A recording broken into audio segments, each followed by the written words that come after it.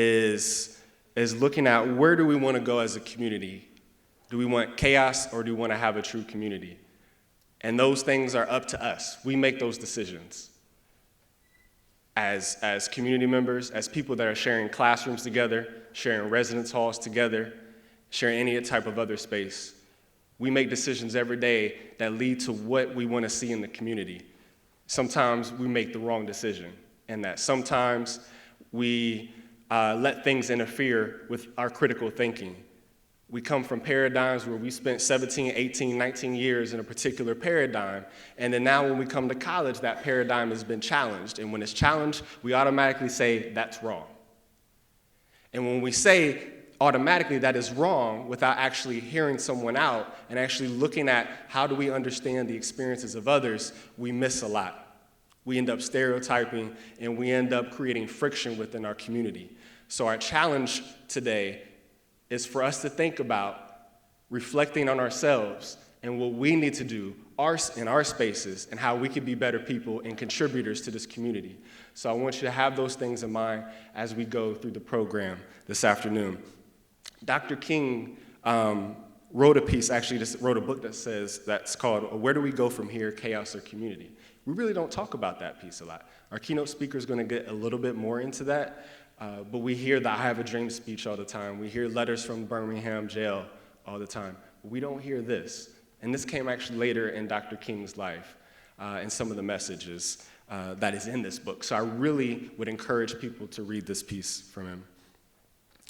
Also, before we move on, I would like the planning committee for this convocation to be publicly recognized. So if you had anything to do with the greatness that is happening today, could you please stand and be publicly recognized?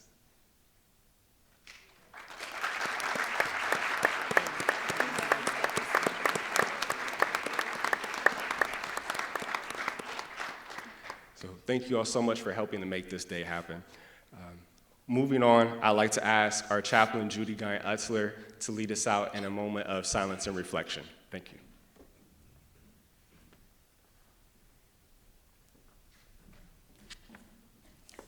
Please join me in a moment of silence.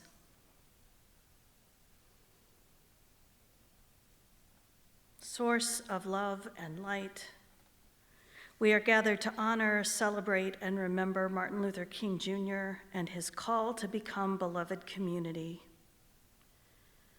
This has proven to be difficult. Instead of love, we often live in fear of difference. Instead of community, we are so often divided and divisive.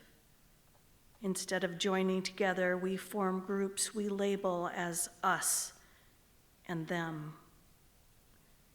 We know that becoming beloved community would not only help us to bring King's brilliant dream closer to reality, it would enable us to transform the world around us, to move away from the chaos and confusion that so often keep us from peace and justice.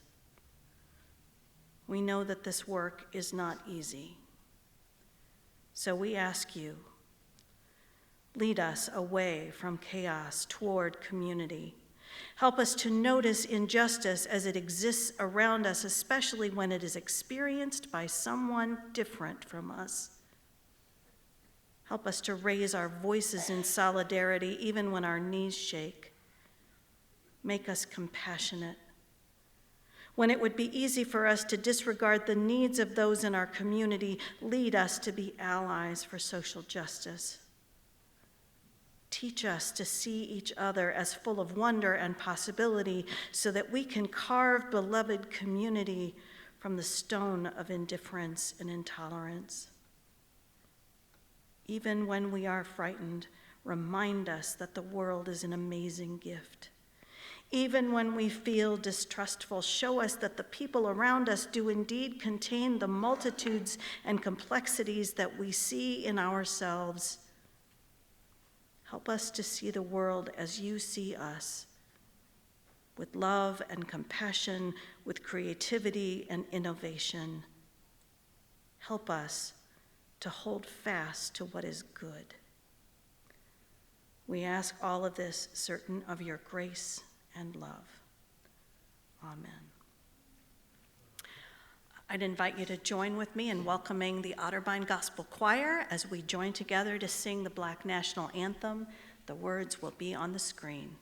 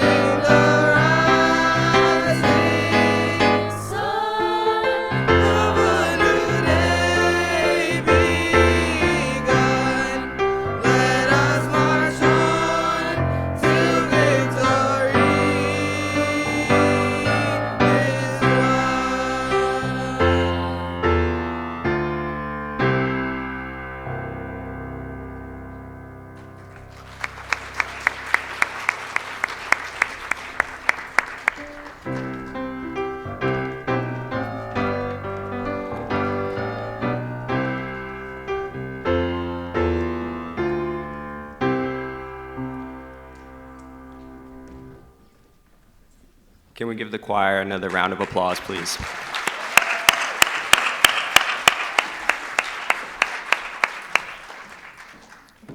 Good afternoon. My name is Bryson Alexander. I'm a first year here at Otterbein, and I will be reading from Facing the Challenges of a New Age.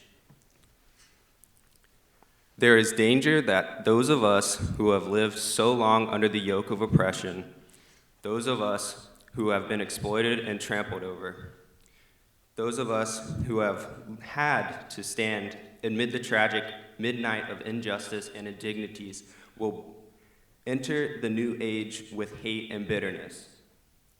But if we retaliate with hate and bitterness, the new age will be nothing but a duplication of the old.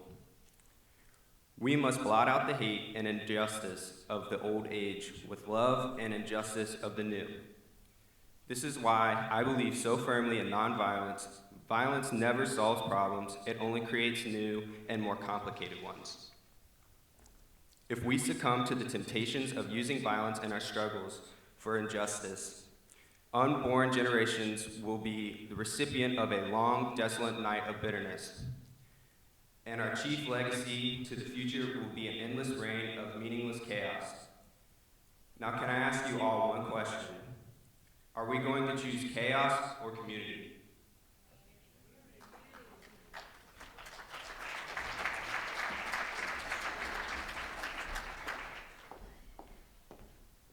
Good afternoon, everyone. My name is Jocelyn. I'm a sophomore here at Otterbein, and I'm going to be reading from the address at the 4th Annual Institute on Nonviolence and Social Change at Bethel Baptist Church. And so our most urgent message to this nation must be summarized in these simple words. We just want to be free. We are not seeking to dominate the nation politically or hamper its social growth. We just want to be free. Our motives are not impure, and our intentions are not malicious. We simply want to be free. We are not seeking to be professional agitators or dangerous rebel-rousers. We just want to be free. America, in calling for our freedom, we are not unmindful of the fact that we have been loyal to you. We have loved you even in the moments of your greatest denial of our freedom. And now we are simply saying we want to be free. We have stood with you in every major crisis. Since Crispus Attucks gave his life on Boston's Commons, Black men and women have been mingling their blood with other Americans in defense of this republic, for the protection of our honored flag, which still floats untarnished in the breeze. Negro men and women have died on the far-flung battlefields of the world. And so, America, we think we have the right to insist on our freedom. For your security, America, our sons sailed the bloody seas of 2 world wars.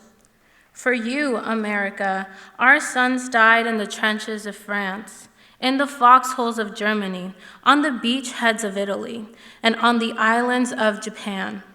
And now, America, we are simply asking you to guarantee our freedom.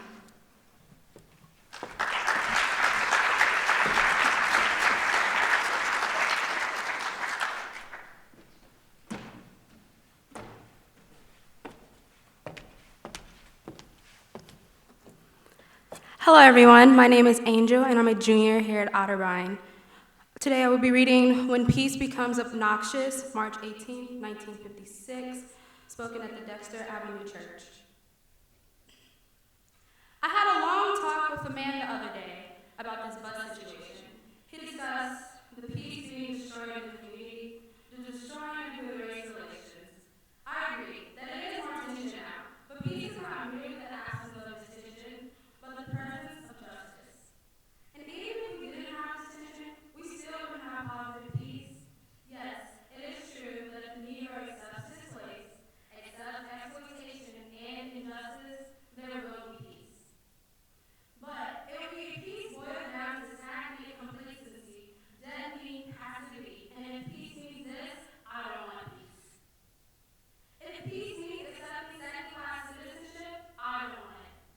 If peace means keeping my mouth shut in the midst of injustice and evil, I don't want it.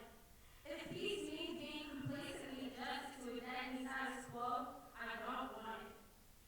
If peace means a willingness to be exploited economically, dominated politically, humiliated, and segregated, I don't want peace. So in a passive, nonviolent matter, we must vote against this peace.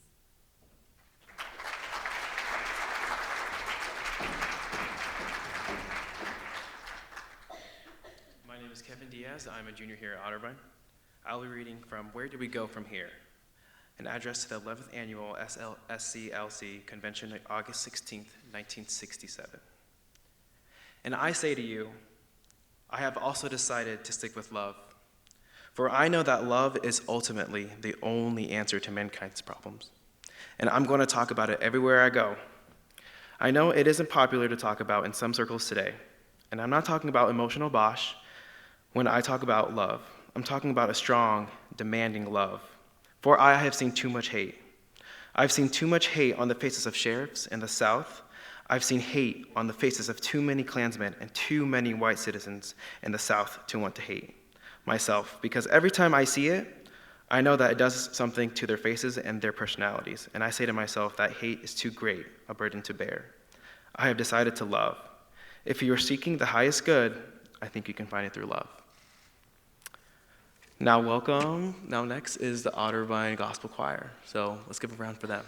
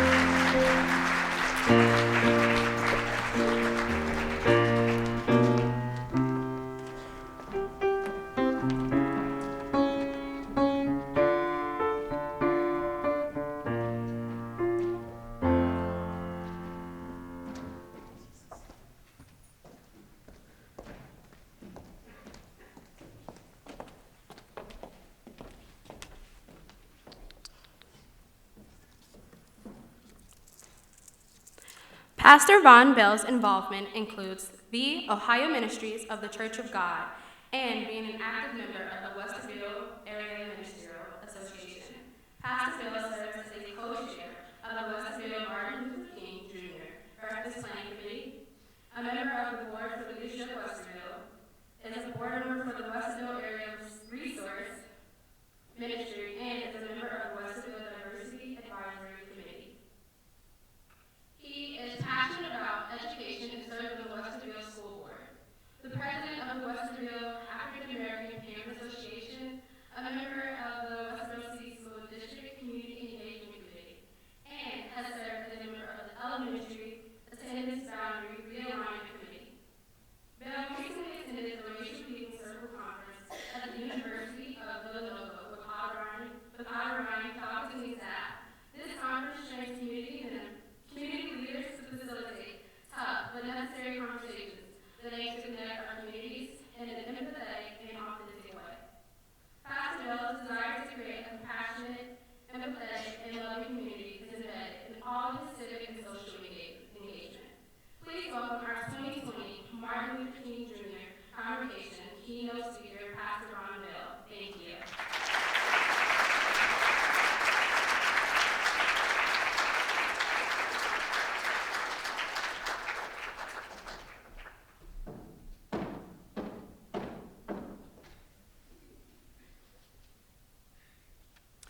Good afternoon.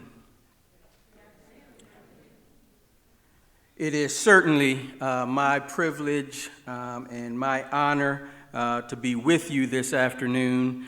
I want to thank Dr. Comerford, members of the cabinet, faculty, staff, and all of you that have gathered here on this afternoon for the invitation to be here with you.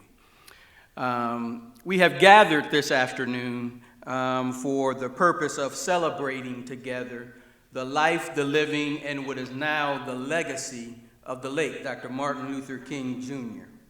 In my estimation, Dr. King is one of the greatest spirits that these United States has ever birthed. Dr. King was a man who saw wrong and tried to right it. He saw pain and tried to heal it. He saw war and tried to stop it, saw poverty and tried to eradicate it. In January of 1967, Dr. King went to Jamaica and rented a small cottage, secluded off the beaten path with no telephone so that he could completely isolate himself from the demands of the civil rights movement and could focus entirely on his writings.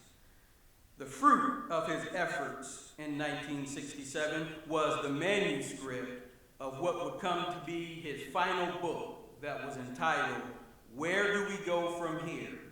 Chaos or Community? In his prolific and profound writing, Dr. King was writing to prick the conscience of America, to remind this country that she had arrived at a pivotal place and a pivotal point in history where she must make a conscious decision about where we will go from here. At the time, there was a growing number of people that were beginning to think that Dr. King and the way of nonviolence was no longer effective or relevant to the world in which they lived. With the rise of the Black Power movement and the challenges that the civil rights movement was facing in the North, combined with Dr. King's going public in his opposition to the Vietnam War, many people all across the country had their doubts about the future of the civil rights movement and whether or not Dr. King had done all that he could do. Polls at the time indicated that as many as 75% of white Americans were opposed to Dr. King and the movement that he led. Just 1 year after the passage of the groundbreaking Voting Rights Act of 1965, Dr. King described the political climate in America in this way. Dr. King said, in several southern states, men long regarded as political clowns had become governors or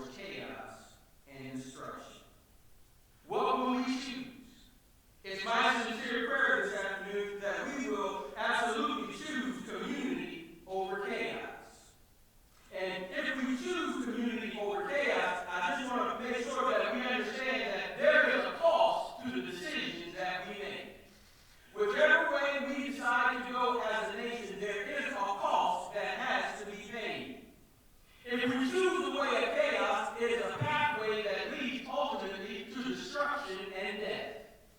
If we choose the pathway that leads to community, it is a pathway that leads to liberty and the pursuit of happiness.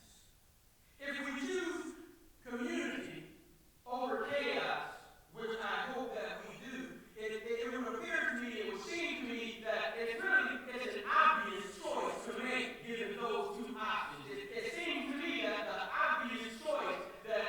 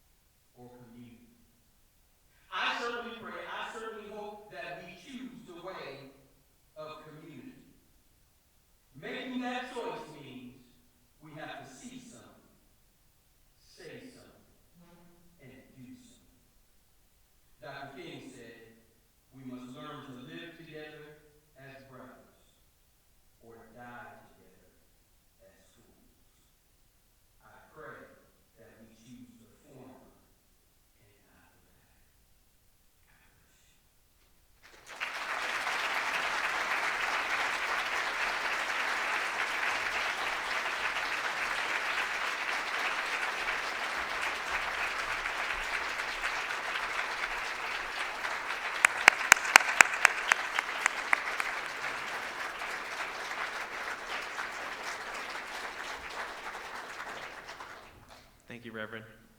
Actually, let's give him one more round of applause, guys. That was good. Thank you.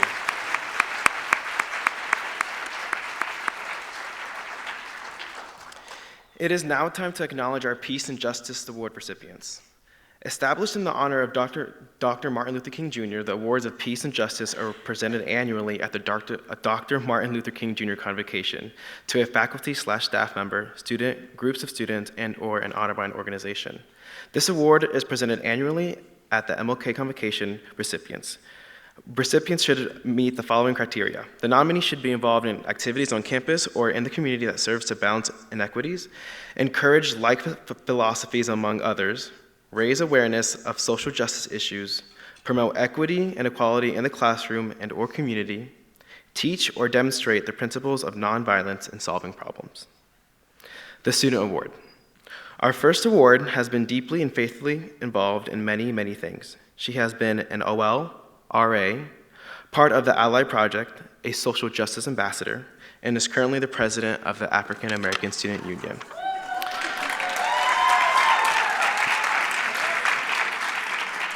In addition to all of these challenging leadership positions, this student helps people make connections, build relationships, and shares who she is in order for other people to understand issues of race more deeply. This is hard to do, and she does it well. She is a coalition builder and an open-hearted woman who makes a huge difference for students on this campus. It is my pleasure to award Angel Banks with the MLK Peace and Justice Award.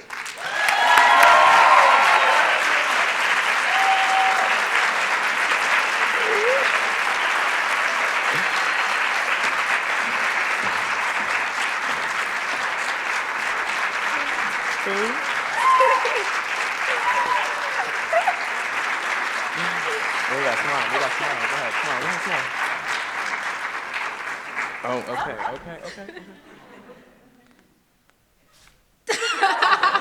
Okay. One more round of applause for Angel Banks.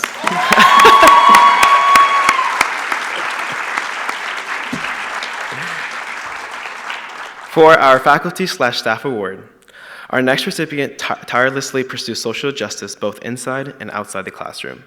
This person is recognized to all of us for leading with compassion, often through times of uncertainty and darkness. In the courses they teach at Otterbein, this nominee has created learning opportunities about, through, and for social justice. About social justice, including discussions that explore the multiple dimensions of social identity and how our identities shape our experiences. Through social justice, which emphasizes teaching and learning in a way that respects learners' identities and experiences while challenging them to consider the dynamics of oppression, privilege, and isms. For social justice, which speaks to dismantle systems of oppression and galvanize learners to action. One example of such action is the Ally Project, which works to create a more inclusive community through peer-to-peer education. This nominee has guided peer educators through critical self-reflection and trainings that prepare them to facilitate high-stakes discussions about race, privilege, stereotypes, implicit bias, and social justice in an accessible, low-stakes environment. Emphasizing dialogue over debate and understanding over intolerance, this nominee equips students with the knowledge, skills, and attitudes to carry on the legacy of Dr. Martin Luther King Jr. Please congratulate our faculty/staff recipient, Reverend Judy Gion Utzler.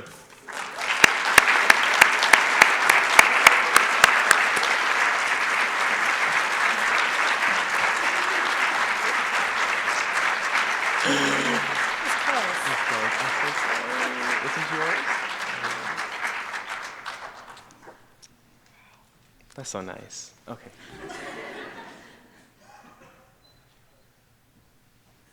Thank you. Let's give one, yeah, go ahead. Yes, there we go.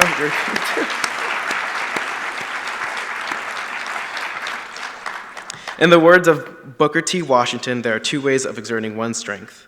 One is pushing down, the other is pulling up. Our hope is that you have been influenced to do that latter. Join us today from 5 to 7 in the Campus Center to celebrate MLK by serving others at our annual Pack at the Mac and More event. Your direct service will impact children living in the WYCA family shelters, Westerville Area Resource Ministry clients, and the homeless in Central Ohio. This event is INST and FYE approved, so go. We are pleased to announce that Otterbein has been selected by the Association of American Colleges and Universities as one of the 13 new Truth, Racial Healing, and Transformation campus centers. Stay tuned for a bigger campus announcement and formal launch of our TRHTH efforts.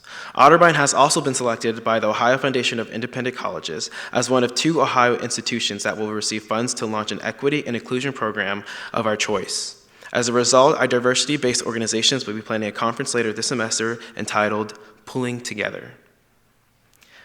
Intersectional activism. Please be on the lookout for more information as these things develop. Let's come together to build a better community and honor Dr. King's legacy. We also invite you to a reception being held immediately after we conclude the convocation in Roush Hall Fisher Gallery. We look forward to seeing you all there. Let's welcome the Audubon Gospel Choir to close us out this afternoon.